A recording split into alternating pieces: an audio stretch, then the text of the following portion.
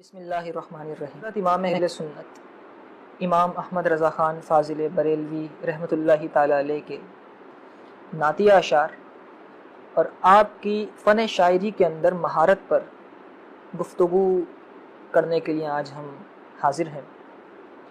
اعلیٰ حضرت امام اہل سنت کو اللہ تعالیٰ نے شعر و سخن کی خداداد صلاحیتوں سے نوازا تھا۔ ایسے مشکل ترین محاورے جنہیں اپنے شعری مجموعوں کے اندر استعمال کرتے ہوئے بڑے بڑے صاحب سخن شعراء بھی گھبراتے ہوں، امام اہل سنت ان محاوروں کو اس طرح استعمال کر دیا کرتے تھے جیسے کہ ان کے لیے کوئی بات ہی نہیں۔ جیسے کہ ایک محاورہ اردو کا بڑا مشہور ہے کہ جان ہے تو جہان ہے۔ امام اہل سنت نے اس محاورے کو اپنے کلام میں اس طرح استعمال کیا گویا کہ یہ کلام، یہ محاورہ نعت مصطفیٰ بن گئی۔ اعلیٰ حضرت امام اہل سنت نے لکھا کہ وہ جو نہ تھے تو کچھ نہ تھا، وہ جو نہ ہو تو کچھ نہ ہو، جان ہے وہ جہان کی، جان ہے تو جہان ہے۔ یعنی نبی پاک صلی اللہ علیہ وسلم جان جہاں ہے، نبی پاک صلی اللہ علیہ وسلم پوری کائنات کی اصل ہے اور حضور ہی جان کائنات ہے۔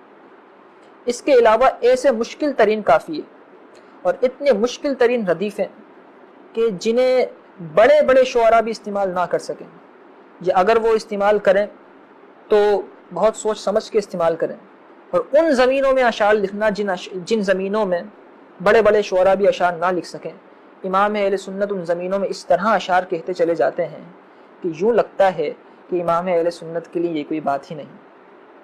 جیسے کہ امام اہل سنت اعلیٰ حضرت امام احمد رضا خان فاضل بریلوی علیہ الرحمہ نے ایک بڑا ہی انوکھا قافیہ نکالا۔ آپ نے جیسے کہ ایک اردو میں جملہ ہے، یہ بھی نہیں وہ بھی نہیں، امام اہل سنت نے اس پر پوری نعت لکھی۔ آپ نے فرمایا رخ دن ہے یا مہر سما، یہ بھی نہیں وہ بھی نہیں، شب زلف ہے یا مشک خطا، یہ بھی نہیں وہ بھی نہیں۔ یعنی نبی پاک صلی اللہ علیہ وسلم کے چہرہ اقدس کی رعنائیوں اور روشنیوں کو دن سے تعبیر کیا جائے تو ممکن ہی نہیں ہے۔ حضور کا مثل تو رب نے نہیں بنایا۔ کیا آپ کی زلفوں کو رات کی تاریکی سے تعبیر کیا جائے تو رات کی تاریکی اس قابل نہیں کہ حضور کی زلفوں کے مد مقابل آ سکے۔ نبی پاک صلی اللہ علیہ وسلم کی مثل تو رب نے پیدا ہی نہیں کی۔ نہ یہ ہے نہ وہ ہے، یہ بھی نہیں وہ بھی نہیں۔ اور خورشید تھا کس زور پر، کیا بڑھ کے چمکا تھا قمر، بے پردہ جب وہ رخ ہوا، یہ بھی نہیں وہ بھی نہیں۔ یعنی نہ چاند کی کوئی حیثیت رہی، نہ سورج کی کوئی حیثیت رہی، ہر چیز نبی پاک صلی اللہ علیہ وسلم کے جلوہ اقدس کے آگے مدھم پڑ گئی۔ مرزا غالب کا جو مقام ہے اردو شعر و ادب میں وہ کسی سے پوشیدہ نہیں ہے، استاذ مانے جاتے ہیں، اور بڑے بڑے شعراء مرزا غالب کو اپنا استاد ماننے پر فخر محسوس کرتے ہیں۔ مرزا غالب نے ایک زمین میں بڑی مشکل غزل لکھی اور مرزا غالب نے کہا کہ ہاں وہ نہیں خدا پرست، ہاں جاؤ وہ بے وفا سہی، جس کو ہو جان و دل عزیز اس کی گلی میں جائے گی۔ مرزا غالب کی یہ سوچ تھی کہ محبوب کی گلی میں جانا نہیں چاہیے، کیونکہ محبوب کی بے وفائی دیکھ کر عاشق اس بے وفائی کو برداشت نہیں کر سکے گا اور پھر محبوب کی گلی میں جا کر وہ فنا ہو جائے گا۔ جس کو ہو جان و دل عزیز اس کی گلی میں جائے گی۔ اور یہ اتنی مشکل زمین تھی، یہ بحر اتنی مشکل تھی کہ مرزا غالب کے بعد کسی بھی شاعر کے اندر ہمت نہیں ہو سکی کہ مرزا غالب کی زمین کے اوپر وہ شعر کر سکے یا شعر لکھ سکے مرزا غالب کی زمین پر۔ کہ امام اہل سنت اعلیٰ حضرت امام احمد رضا خان فاضل بریلوی علیہ الرحمہ کی شعری بلندیاں تھیں اور آپ کی فن شاعری کے اندر کمال مہارت تھی کہ اعلیٰ حضرت نے اس زمین میں شعر نہیں بلکہ پوری نعت لکھی۔ اور امام اہل سنت نے فرمایا پھر کے گلی گلی تباہ، ٹھوکرے سب کی کھائے کیوں، دل کو جو عقل دے خدا تیری گلی سے جائے کیوں۔ مرزا غالب تو کہتے تھے محبوب کی گلی میں جانا نہیں چاہیے، امام اہل سنت فرماتے ہیں رسول اللہ کی گلی سے واپس نہیں آنا چاہیے۔ اور پھر امام اہل سنت نے اس کے بعد فرمایا، آپ نے فرمایا کہ رخصت قافلہ کا شور غش سے ہمیں اٹھائے کیوں، سوتے ہیں ان کے سائے میں کوئی ہمیں جگائے کیوں۔ اور پھر امام اہل سنت نے جب پوری نعت لکھی تو پھر امام اہل سنت آخر میں جا کر دعا کرتے ہیں، آپ فرماتے ہیں جان ہے عشق مصطفیٰ، روز فزوں کرے خدا، اللہ تعالیٰ اس عشق مصطفیٰ کے اندر اور اضافہ فرمائے. جان ہے عشق مصطفیٰ روز فزوں کرے خدا، جس کو ہو درد کا مزہ ناز دوا اٹھائے گی. امام اہل سنت نے اتنی مشکل ترین زمینوں کے اندر اس طرح نعت کہہ دی کہ یوں لگتا ہے کہ امام اہل سنت کے لیے یہ مشکل ترین زمینیں کوئی حیثیت رکھتی ہی نہیں. غالب کو اپنے اس کلام پر، اس غزل پر اتنا فخر تھا کہ غالب یہ کہا کرتے تھے کہ اگر کوئی یہ چاہتا ہے کہ اردو شاعری کو فارسی کے مد مقابل لا کر کھڑا کر سکے تو اس کو چاہیے کہ میرا یہ کلام جا کر دکھا دے.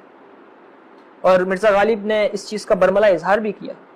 ایک جگہ مرزا غالب نے لکھا کہ جو یہ کہے کہ ریختہ کیوں کر ہو رشک فارسی، گفتہ غالب ایک بار پڑھ کر اسے سنا کہ یوں.